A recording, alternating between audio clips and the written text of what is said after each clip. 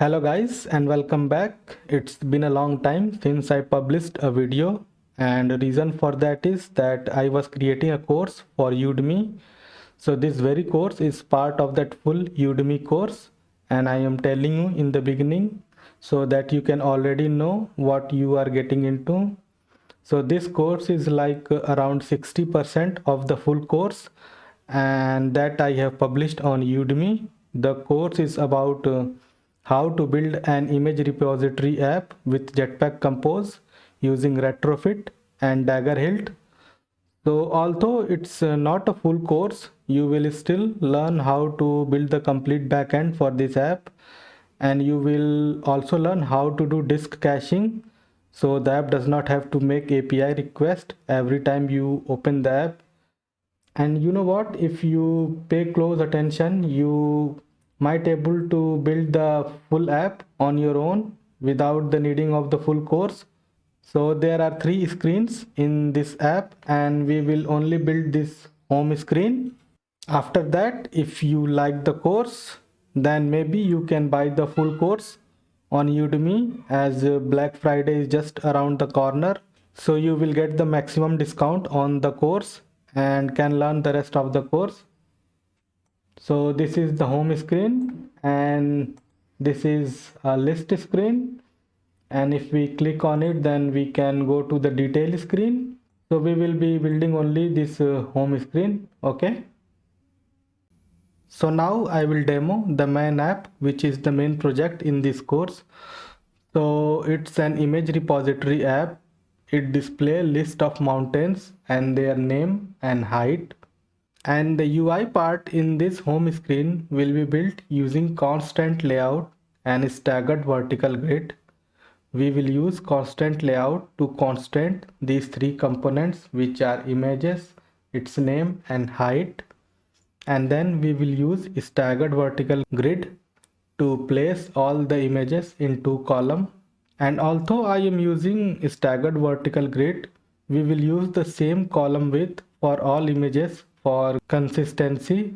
Basically, what happens in staggered vertical grid is you get multiple images of different heights, but for the sake of consistency of images, I will use same height and column width for all images. So all images will align perfectly with each other, as you can see in this demonstration.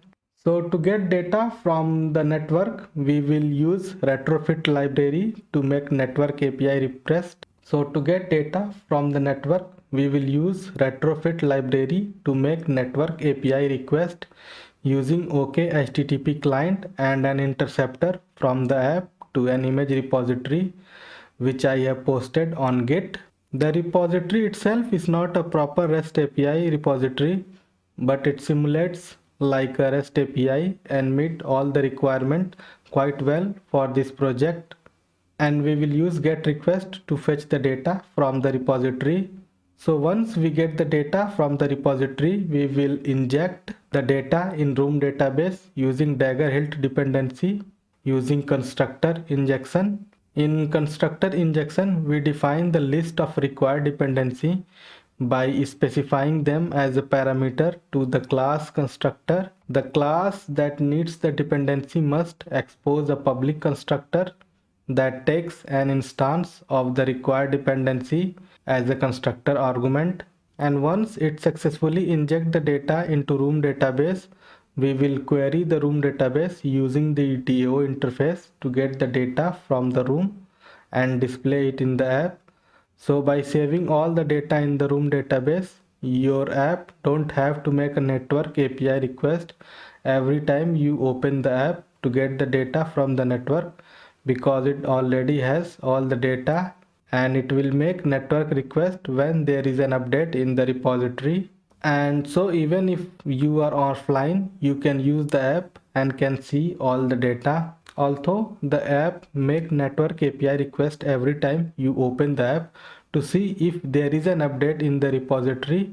If there is no update in the repository, then it will simply load the data locally from the room database. I am just going to download Android Studio from the official website. So here we need to say Android Studio Bumblebee download, and it will take you to the preview link. So we can go to preview link, and here we have two build, the Bumblebee and the Chipmunk. The Bumblebee one is more well tested, and this one is very lightly tested as it's written on the website itself. I have built the course on Bumblebee, so I suggest you to download the Bumblebee version. So I am not going to download it because I have already downloaded it to save time. You can see it on my downloads, but all you need to do is to click on this link and accept the license term here, and you click this link and the download will start. So it's started, but I don't need to download it because I have already downloaded it, so I'm just going to cancel it. Now after downloading the zip file, all you need to do is to extract this zip file, and you will get a folder like this. So you can place this folder anywhere in your drive, and basically this is a installed version, so you don't have to do much. You just need to go in this folder and in the Android Studio folder, and inside this Android Studio folder you need to go in the bin folder, and you need to click this executable file, the Studio 64. So I am just going to click it now, and the studio will open. So it has started opening, and it's going to take some time. So now the studio has started, and first thing we need to do is to create our emulator. So here on the top right corner we have these three bullets. We can click on them, and here we have bunch of options. So we can select the virtual device manager to create new virtual devices. So as you can see, I already have 3 devices. To create a new one, you just need to hit this button, and here the phone is already selected, so you don't have to change it. And from this list you can select whichever specification you want to have it as an emulator. So choose whichever you want and then click next, and then you need to select a system image. So you will have to download one of these. I have already Oreo on my system, so that's why it's not showing downloaded.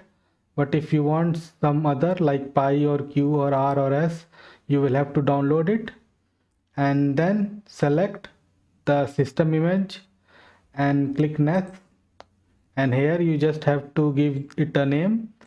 So give whatever name you want to give it and hit finish, and your emulator will be ready. So after downloading the latest Android Studio, we need to create a new project. So let's create it. Choose the empty compose activity, click next, and we can say image repository app, and package name you can select whatever you want, and choose the save location. Choose the minimum SDK to API 21 so it can reach to the maximum users, and hit finish.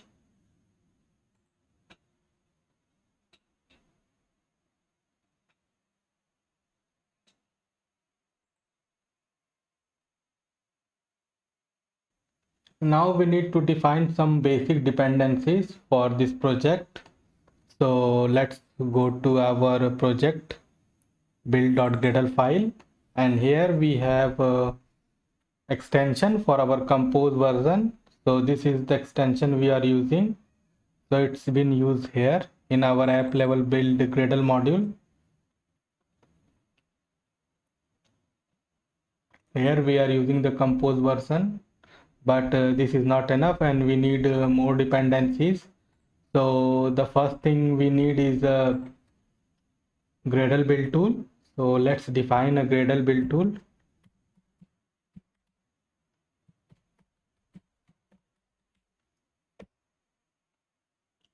and the version number is going to be 7.0.0.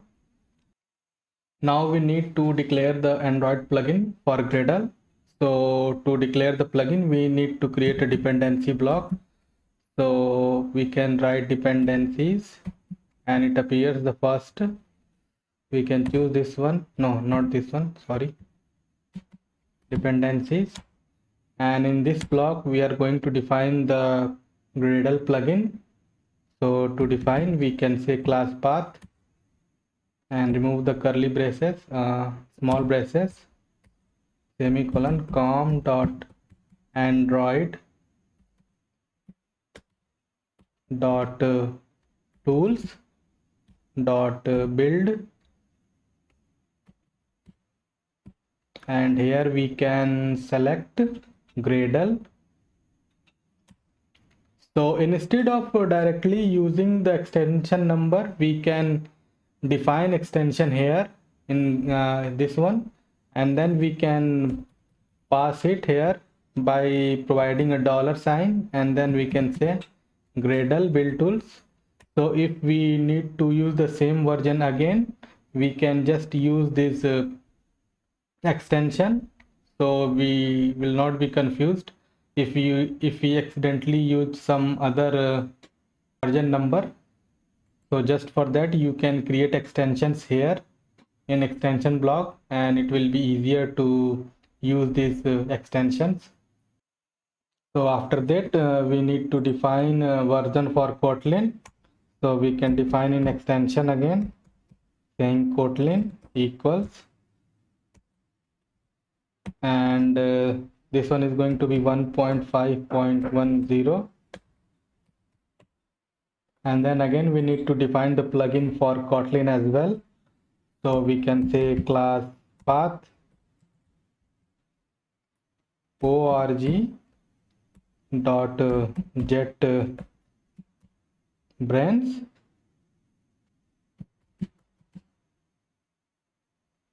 dot Kotlin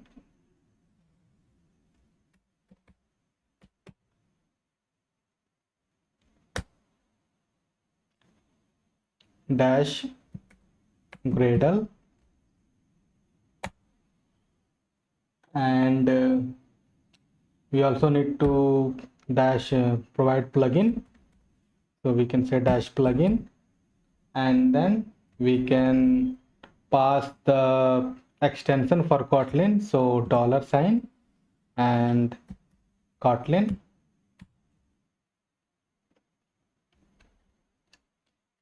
So now we need to define the repositories for our project. So to define repositories, we can say repositories, and there are two repositories basically that we use. So those are Google and Maven Central. So we can just declare it here. Now we need to define the plugins for Kotlin Capped and Kotlin Android in app level build Gradle file. So we need to switch to build.gradle, and here we can define the plugins. So to define plugins, we can say id Kotlin dash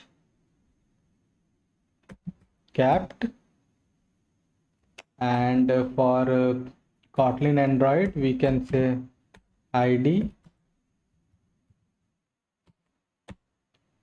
and org dot JetBrains dot Kotlin dot, oh, we already have actually, oh, I did not see that, but we already have the plugin for Kotlin Android, so we don't need to define it.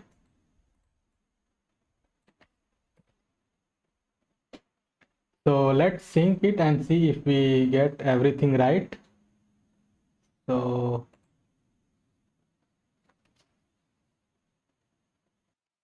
and we have a failure here, so seems like we missed something. So it's a class path could not find org.jetbrains Kotlin. So let's see what went wrong here. So this is where the problem is. So seems like I forgot to provide the full naming convention. So that's why it's showing error. So here we can say